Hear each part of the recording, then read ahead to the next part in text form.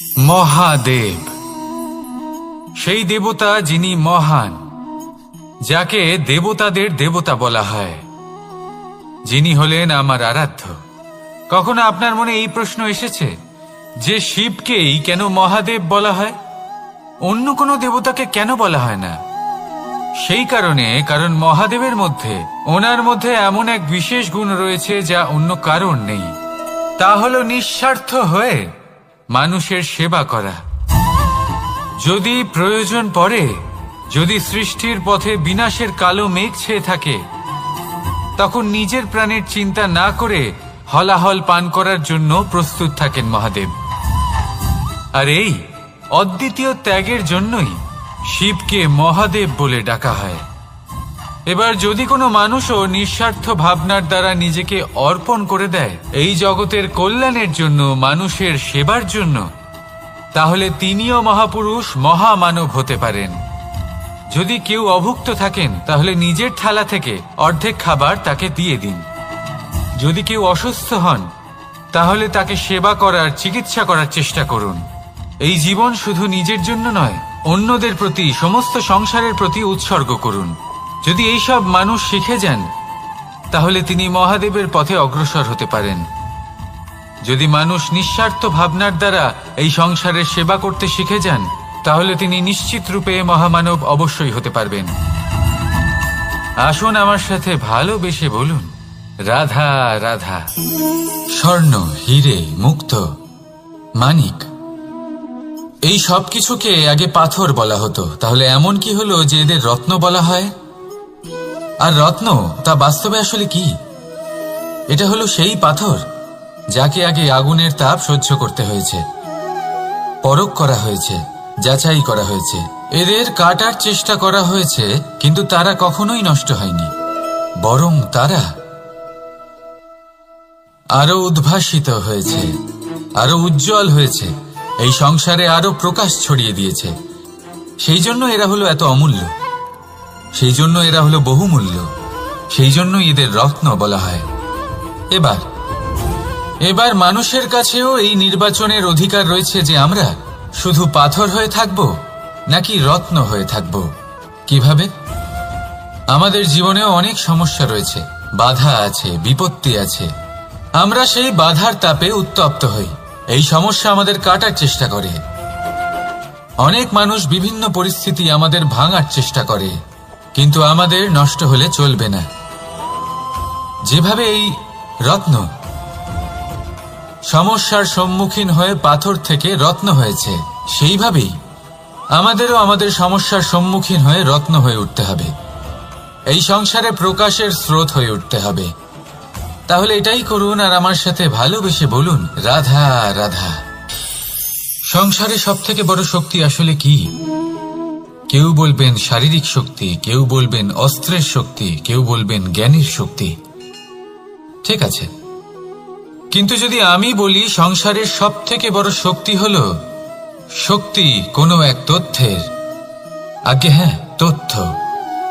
এই তথ্য নিজেই কিন্তু খুব শক্তিশালী, অত্যন্ত শক্তিশালী অস্ত্র হলো এই তথ্য। আর সত্যি বলতে, অনুচিত তথ্যের থেকে অনেক বেশি ঘাতক হলো অসম্পূর্ণ তথ্য।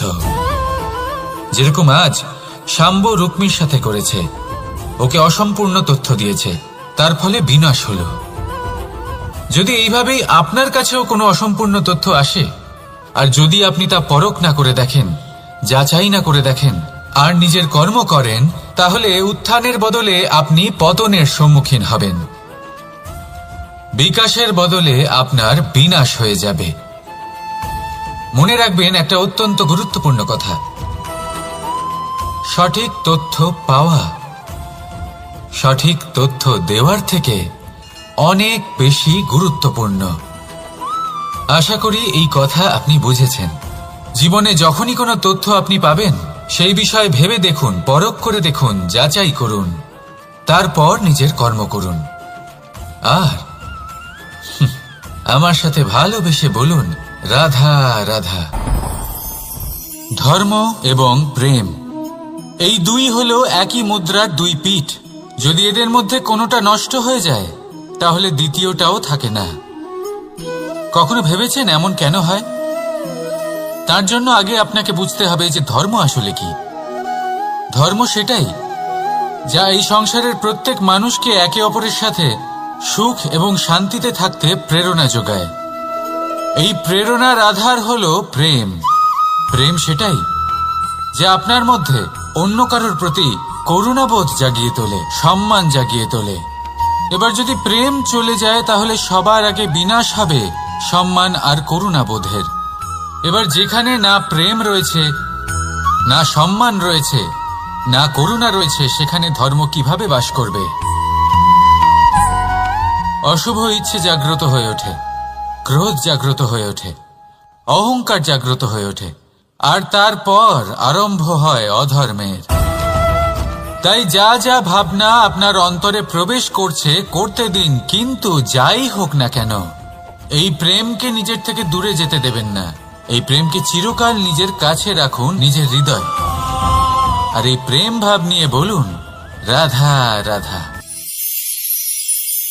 মানুষের জীবনে উন্নতি লাভ করার জন্য 3টি স্তম্ভের প্রয়োজন হয়। প্রথম স্তম্ভ শিক্ষা।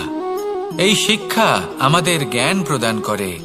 দ্বিতীয় স্তম্ভ ব্যবসা, যার দ্বারা আমরা ধন উপার্জন করি। তৃতীয় স্তম্ভ হলো আমাদের ঈশ্বর, আমাদের ইষ্ট। এনার সাথে যদি আমরা জুড়ে থাকতে পারি তাহলে এমন একটা মানসিক বল আপনি লাভ করবেন যেটা এই সংসারে আর কোথাও পাওয়া সম্ভব নয়। কিন্তু মানুষ অনেক সময় জীবনে এই 3টি স্তম্ভ লাভ করা সত্ত্বেও সামনে অগ্রসর হতে পারেন না। তখনও জীবনে কঠিন পরিস্থিতি আসতেই থাকে। এমনটা ঠিক কেন হয়? কারণ সে জীবনে এই 3টি স্তম্ভ লাভ করে নেয়, জীবনে প্রয়োগও করে, কিন্তু তার ভিতের কথা সে ভুলেই যায়। যেমন প্রথম স্তম্ভ অর্থাৎ শিক্ষা। এই শিক্ষার আধার হলো শুভ চেতনা। যদি অন্তরে শুভ চেতনা না থাকে তাহলে এই শিক্ষার কোনো গুরুত্ব থাকে না। দ্বিতীয় স্তম্ভ ব্যবসা। পরিশ্রম করে উপার্জন করতে হবে, এই কথাটা আমরা সবাই জানি এবং সবাই চেষ্টাও করি। কিন্তু ব্যবসা করতে করতে আমরা এটা ভুলে যাই আমাদের ব্যবহার কেমন হয়ে পড়েছে। এই ব্যবহার যদি শুভ হয় তাহলে আমাদের উপার্জন আস্তে আস্তে একটা স্থির জায়গায় এসে পৌঁছবে।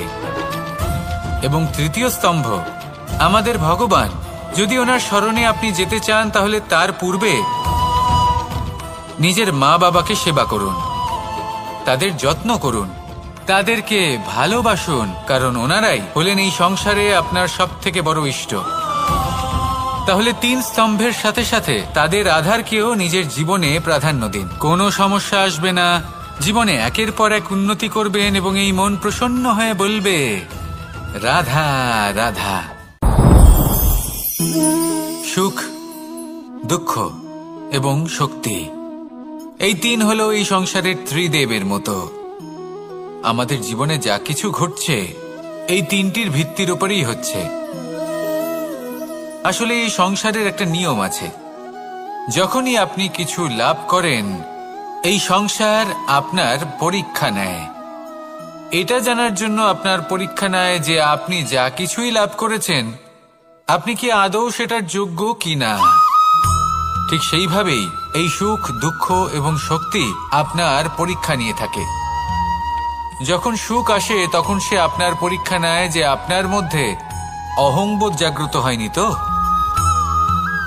যদি অহংবোধ চলে আসে তাহলে সুখ সেখানেই সঙ্গ ত্যাগ করে। দুঃখ আপনার ধৈর্যের পরীক্ষা নিতে থাকে, আর যদি আপনার মধ্যে ধৈর্য না থাকে তাহলে এটা আপনাকে আরো বেশি দুঃখের গভীর অন্ধকারে ঠেলে দেবে। সেখানে শক্তি পরীক্ষা নেয় আপনার বিনম্রতার। যদি আপনি বিনম্র না হন তাহলে হয় এই শক্তি আপনার সঙ্গ ত্যাগ করবে, নয় এই শক্তি বিনম্রতার অভাবে আপনার পতনের কারণ হতে পারে। এই সংসারে যে কোনো ব্যক্তি যিনি এই পরীক্ষায় উত্তীর্ণ হয়ে থাকেন এই জীবনে তিনি সাফল্য লাভ করেন। আসুন আমার সাথে ভালোবেসে বলুন রাধা রাধা। ভয়ের সাথে আমরা সবাই পরিচিত, কষ্ট আমরা সবাই পেয়েছি। কখনো কখনো আমরা অসুস্থ হয়ে পড়ি, আর এমন সময় হলে মাতার মমতা, কখনো বাবার স্নেহ, কখনো বন্ধুদের পাশে থাকার অনুভূতি আমাদের রোগ নিরাময়ে সাহায্য করে। কখনো যদি আমরা নিরাশ হয়ে পড়ি, তখন যদি আমাদের কোনো আপনজন আমাদের দুটো ভালো কথা বলে, তখন আমাদের মনোবল বেড়ে যায়। ঠিক তেমন সংসারের এই রঙ্গমঞ্চে যদি আপনি পীড়িত অনুভব করেন, কিছু শুভ কথা আলোচনা করুন, কিছু স্তুতি গান করুন, কিছু মুহূর্তের জন্য হলেও নিজের ইষ্টদেবের কথা স্মরণ করুন আর প্রার্থনা করুন।